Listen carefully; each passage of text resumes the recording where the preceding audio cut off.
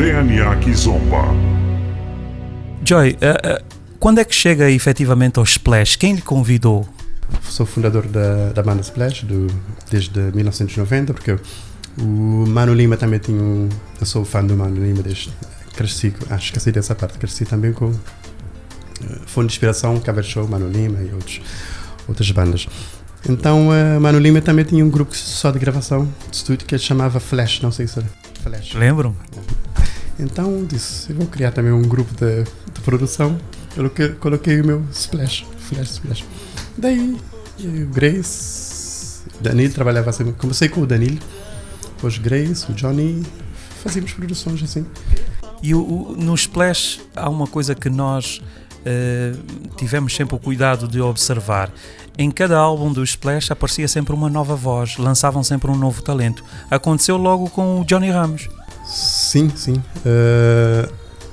Os 5, 6 elementos acho principais da banda sempre mantinham. Okay? Eu, Manu, Grace, Dina, o baixista era Roberto. Sim, o segundo cantor, nesse caso terceiro, porque o Grace canta também. Então já sempre mudado. Era a Milena passou para Johnny Ramos passou para o Denis Graça passou para... Até o Roger. O Roger esteve aí connosco, o José Zancoto, agora Liza Sanchez também esteve no último álbum. Sim, esse sempre mudava, mas os outros mantinham sempre. Joy, naquela altura quando o Joy começou a fazer as primeiras produções musicais, que estilo é que dava aquelas músicas que fazia? Nós ouvíamos falar em Cola Zouk, em Cabo Zouk, não era Kizomba. Cabo Love.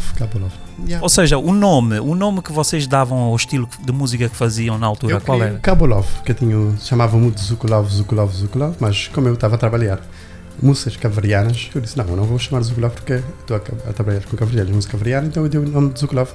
Até fiz o Cabo Love 1, volume 1, onde participaram muitos artistas também.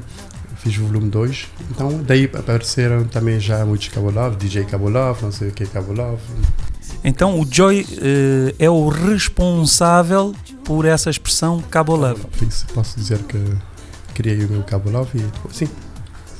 Que depois acabou por definir um estilo musical. Sim, um estilo musical que criei também os 2 álbuns de Cabo Love 1, onde tem participação do Ian Lima, do Grace, do Filipe Monteiro, do René Cabral, a Marísia. Sim. E esse projeto, entretanto, depois desapareceu, ficou no número 2. Porquê? Sim. O que é que está a acontecer agora? A nível de produções é isso. Os produtores é que, por exemplo, mesmo na Holanda havia Giva, Kings, Jean-Claude Gomes, tinha aquela produção, tinha muitos produtores, mas hoje em dia já não há produtores na Holanda. As pessoas eles mesmos é que fazem as produções, por isso que muitos talentos, bons talentos e muitos talentos bons, às vezes desaparecem no mercado, ficam perdidos, sem ser por causa disso, que não sabem como é que vão, depois de ter o CD pronto na mão, não sabem o que é fazer, quem que vão entregar com a distribuição, porque eles não têm conhecimento disso, eles só às vezes cantam, é isso. Às vezes muitas produções ficam perdidas por causa disso. Então, Joy, nessa altura, efetivamente, não chamavam ao vosso estilo musical Kizomba? Não. E quando ouvissem falar... Era Zouk Love, Cabo Love, era isso. E quando ouvissem falar no nome Kizomba, para vocês era a música que vinha de onde? De Angola. Kizomba, Angola.